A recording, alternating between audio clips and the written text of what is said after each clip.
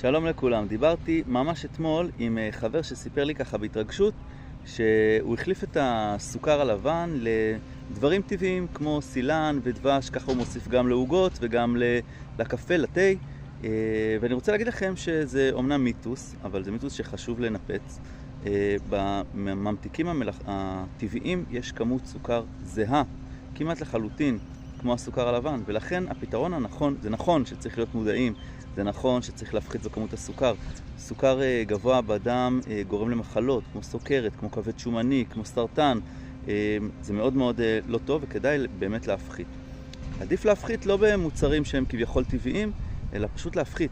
לשתות קפה עם פחות סוכר, להכין עוגות עם קצת פחות סוכר, לאכול ממתקים כמו שוקולד מריר שהם עם פחות סוכר, וככה לשמור על הבריאות שלנו.